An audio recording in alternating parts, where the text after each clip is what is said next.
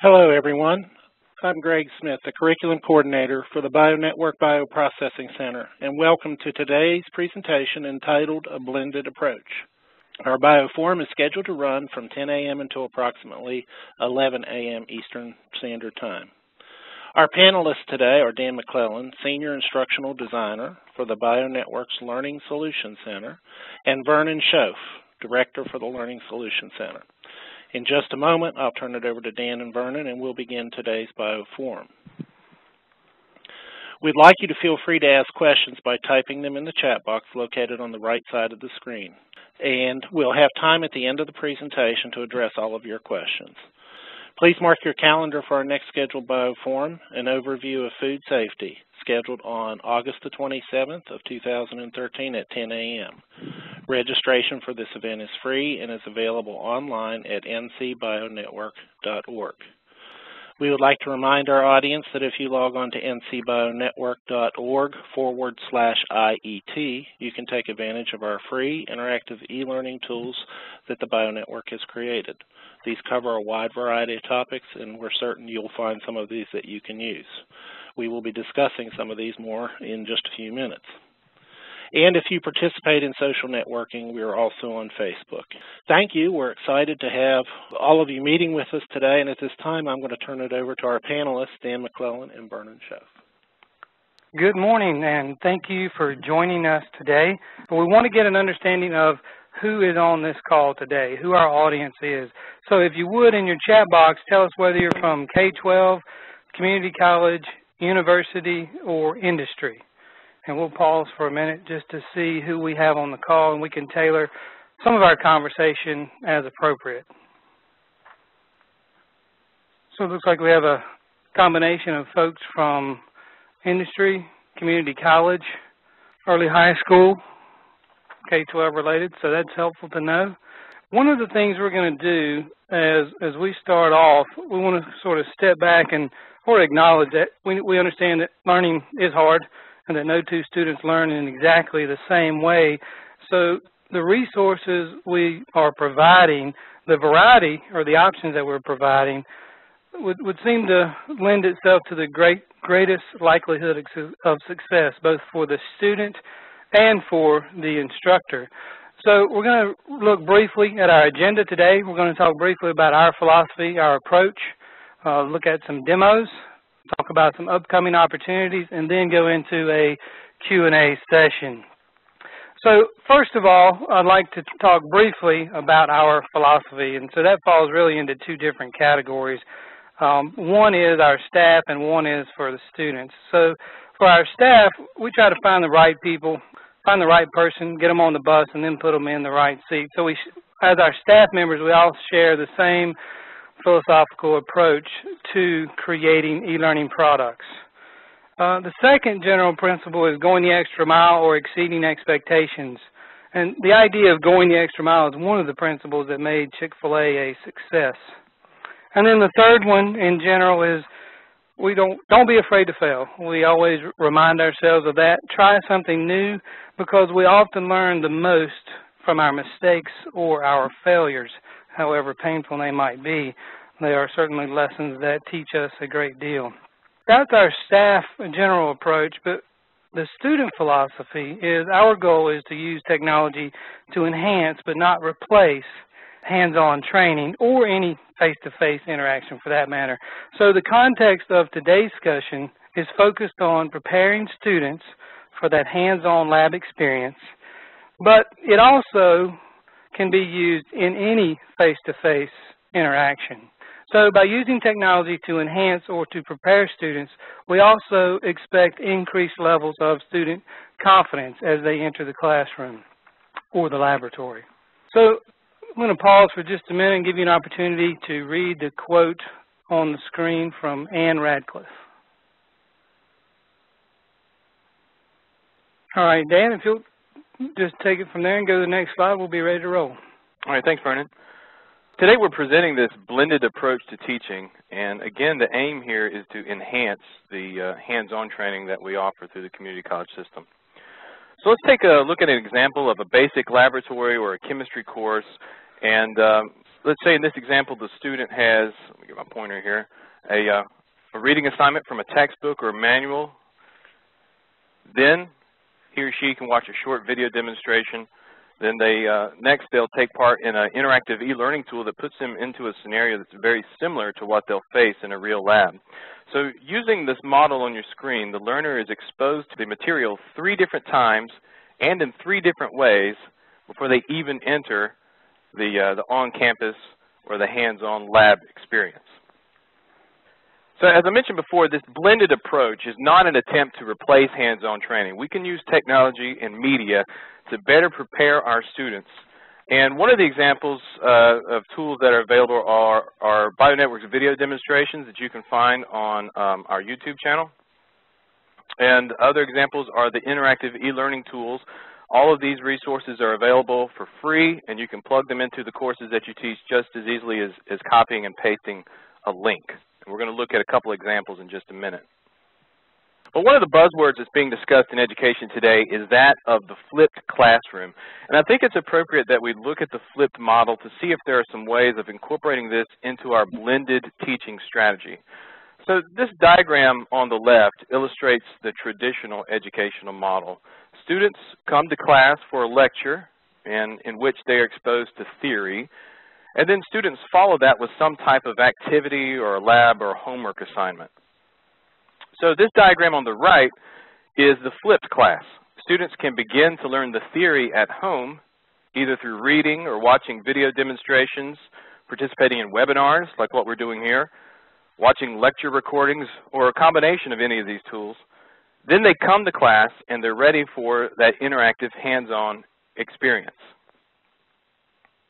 So if you're considering trying this flipped teaching model, perhaps the first question you can ask yourself is, what part of this class can I move online? So with this screen, we'll take a look at on-campus time management in just a slightly different way. The pie chart on the left represents how on-campus teaching time is spent under that traditional approach. There's a lot of theory, there's learning terminology, demonstrations. Often we have to repeat those demonstrations multiple times.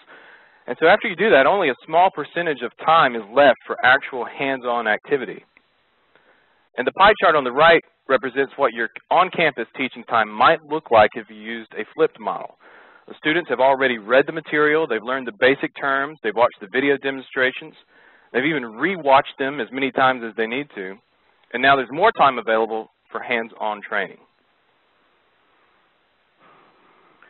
So when you start to flip your teaching model, you transition from what we call the sage on the stage to the guide on the side.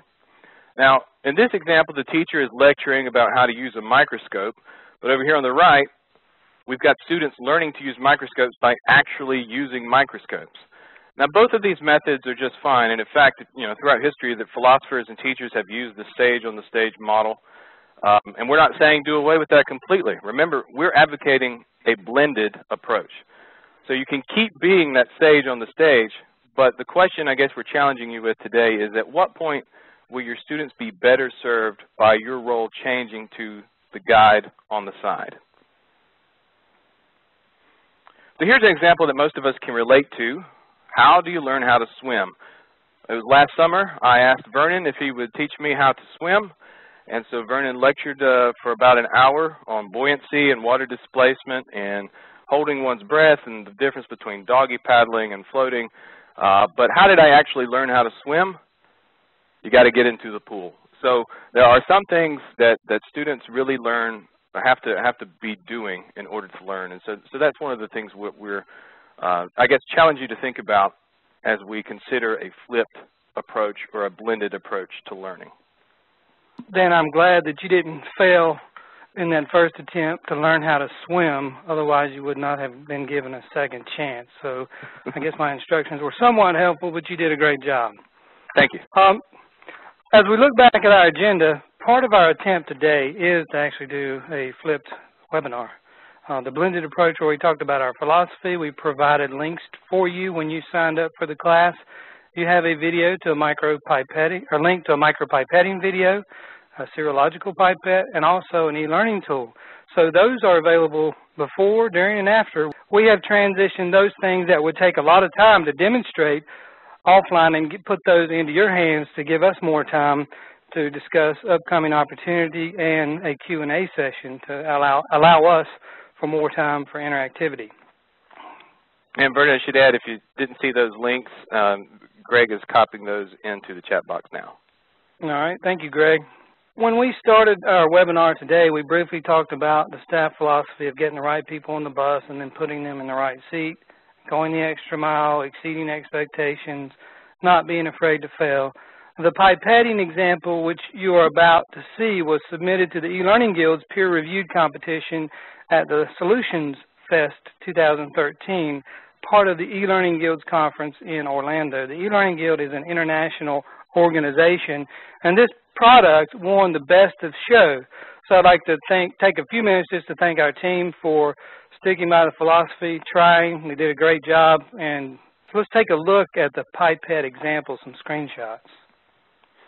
Yeah, and before we do that, when we were deciding to do this project, we asked ourselves that same question that I asked you to consider earlier. What part of this can we move online? And like swimming, using micropipettes or serological pipettes, that's something that you need to do with your hands on. We asked that question, well, what can we do to better prepare students online? And so we looked at two different major training challenges for pipetting. One is that tactile skill, and so we decided that we could put together some highly detailed video demonstrations of how to use both micropipettes and serological pipettes that would give students a good chance to see a demonstration. And in fact, one of the advantages of these videos is that students are actually able to see the close-up details better in the video than they might be able to in the classroom. For example, if a student's in the back row, they're not going to be able to see the details like they're able to on the video. Additionally, they can back up the video and watch it as many times as they need to. So the repetition of demonstration is in the control of the students. So that was one thing we wanted to teach through video. The second was this idea of a pipetting mindset. Things like precision, accuracy, technique, the things that you need to have in your mind as you're operating pipettes. And so that's what we decided to address in an interactive scenario. And so what I would like to do now is just share with you some of the screens from this interactive scenario that we put together. So this first screen establishes that scenario. The learner has just been hired as a quality assurance inspector for a research company, and now the learner has to interact with the employees of the company and help them correct the mistakes. We found that some small details can help personalize the experience for our users. So in this application, we give them the ability to select one of 4 avatars. They will put their name in, and then now the characters in the story will refer to them by name throughout the piece. So what's at stake? This lady here is the quality assurance manager, and she's expecting the learner to identify errors among the employees and then provide a written report to her. So there are 4 characters in the story that the user will interact with, and each character is basically a chapter. And each chapter focuses on a single area of teaching that pipetting mindset. So throughout the course, the learners have to make decisions and have to make dialogue choices. And so there's scores, this compliance score down at the bottom, and also the feedback from the characters will change based on the decisions they make. So it's a truly customized experience. This is another example of a dialogue choice. In this example, there's a character whose name just happens to be Vernon. He's in a hurry because it's Salisbury Steak Day in the cafeteria. This screen is an example of a simulation. The user will actually click the controls on the pipette aid to draw the liquid up and down until they get the correct measurement. We also do some sequencing exercises to help reinforce the procedural elements of using pipettes.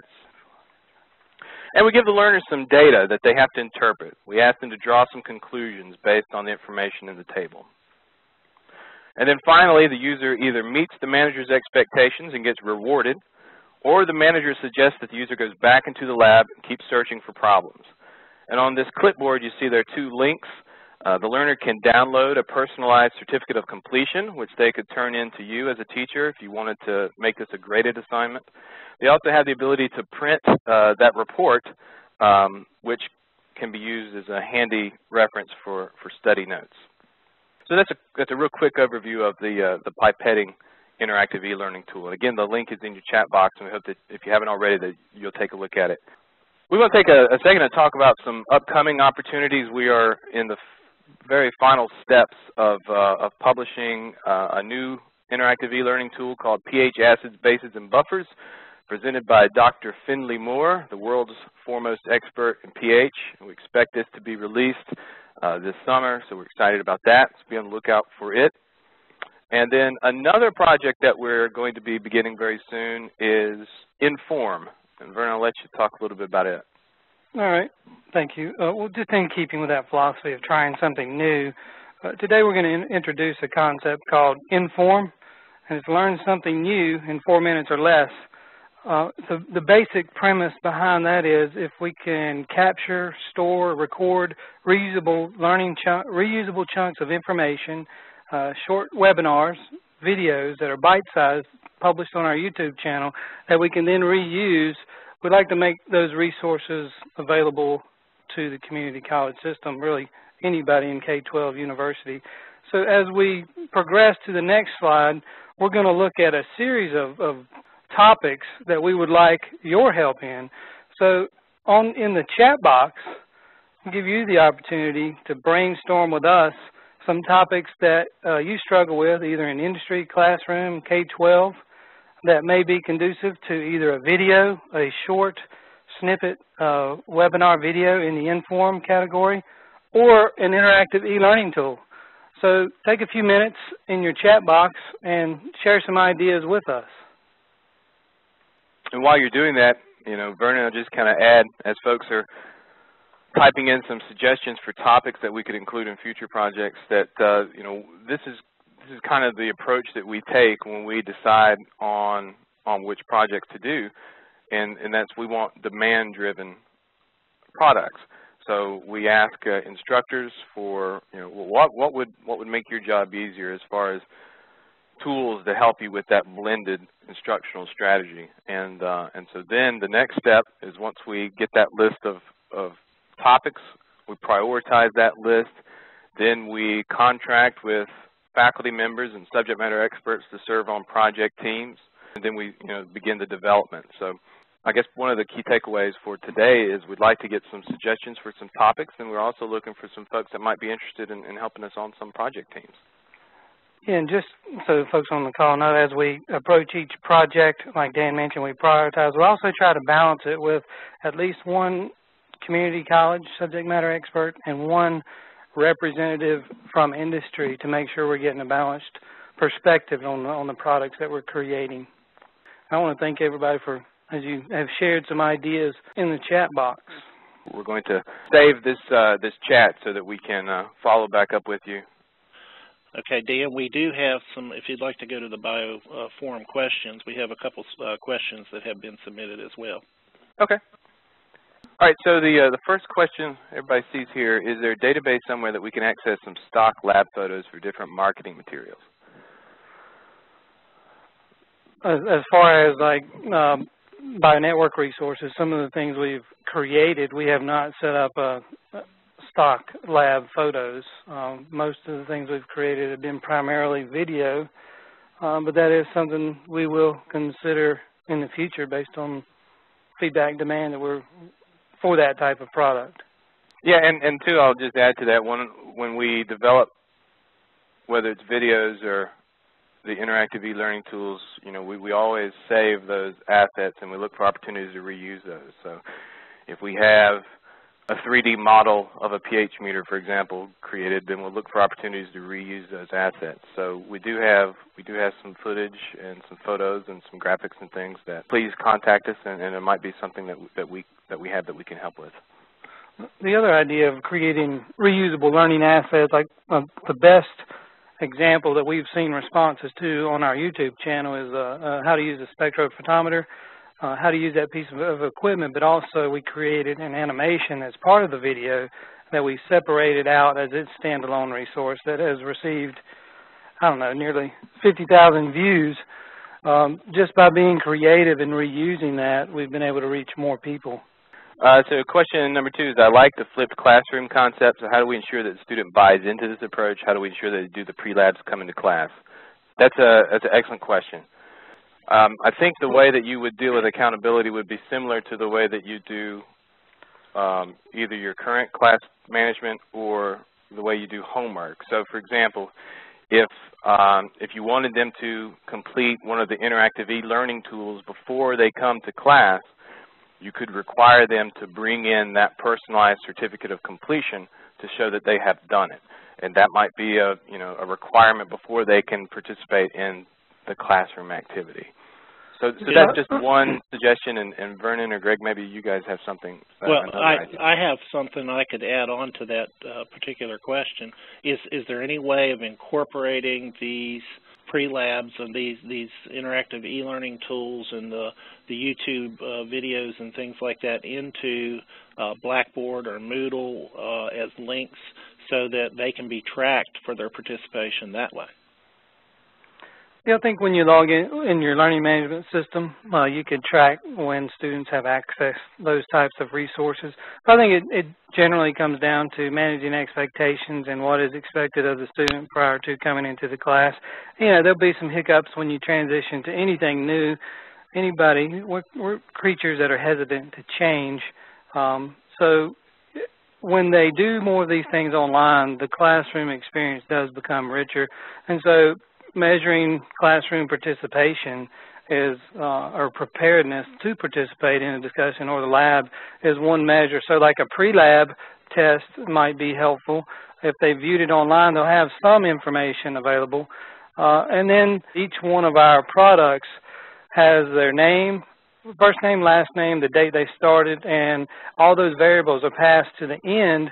When they complete the resource, a certificate is available. A PDF form is created or a web resource where they can then print that and give it to the instructor, or print it in, or download it and email it to the instructor. And the reason we did that is because we would not be able to integrate with 58 different LMSs. So that was the low-hanging fruit model of, we need some verification steps, some level of accountability to ensure that they actually have done it, to give to the instructor per their requirements. But we did also err on the side of, so what if they want to try it again? They might learn something if they do it 3 or 4 times. So they can repeat it multiple times. I have a question. These particular blended learning tools that you have available are, I would say, pretty well known within the community college system. But in your opinion, are they geared towards the level of understanding for, say, high school students or middle school students or people within the public or private schools at the secondary level? Well, to step back and kind of give you 2 categories in which we produce learning resources. One is what we call a foundational concept, and the other one is a technical operation. When we first started, we were creating simulations of specific pieces of equipment, and only simulated one process on that. And we found that, yes, people could follow the steps and they could complete a process, but it really didn't help if they needed to go to an upgraded piece of machinery or a lab procedure changed. So what we've really changed to is creating everything that is a foundational concept resource, so those principles that they learn are transferable. So whether you're in K-12, university, community college, or on the industry side and you need refresher stuff, those foundational resources, we build them that way in hopes of increasing critical thinking and problem-solving skills, both in the classroom and in the industry. So that's one philosophical approach I didn't talk about earlier, but that undergirds everything we want to do. So if we have a couple different companies that want us to create resources, we say, well, can we create a foundational concepts piece based on fermentation or downstream processing instead of a specific piece of equipment for a specific process? So we try to make it as transferable as possible, Greg. So that's a good question, and I hope I answered it clearly. Yes, yeah, let me ask you that, if I may. One of the things that as our office, when we talk about kind of our philosophy, we've described it as saying we design and develop puzzle pieces and not puzzles. So the e-learning tools, you know, we're not developing complete courses. What we're developing are pieces that you as instructors and trainers can plug into your puzzles. So what we try to do is develop pieces that will fit into as many puzzles as possible. So in the examples, or some of the things that Vernon was mentioning, you know, a highly specific piece of, let's say, a specific bioreactor, well, maybe what we'll do is put together a 4-minute Inform webinar on the 4 phases of fermentation, and we'll do an e-learning piece on, you know, the basics of fermentation.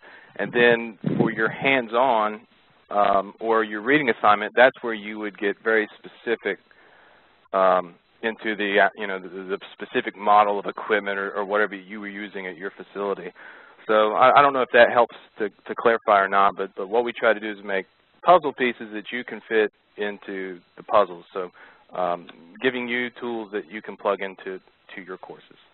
Right, and I understand that, you know, some of the high schools may not have specialized pieces of equipment due to availability of funds, but having had the opportunity to participate in the development of some of these e-learning tools and videos and such, I think that there's some really good value for teachers within the public school system to use the products that we have developed, even if you don't have the equipment that can be used within the public school system as well.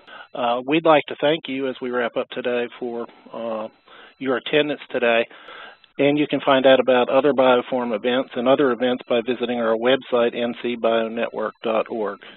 Don't forget to register for our next Bioforum event on August the 27th, which will be at 10 o'clock in the morning, and it will be an overview of food safety. Would like to thank our panelists today, Dan McClellan and Vernon Shoaf, for today's presentation. And thank you all who have attended today for your time and participation. This concludes our webinar today. On behalf of all of us at the North Carolina BioNetwork, thank you and have a great day.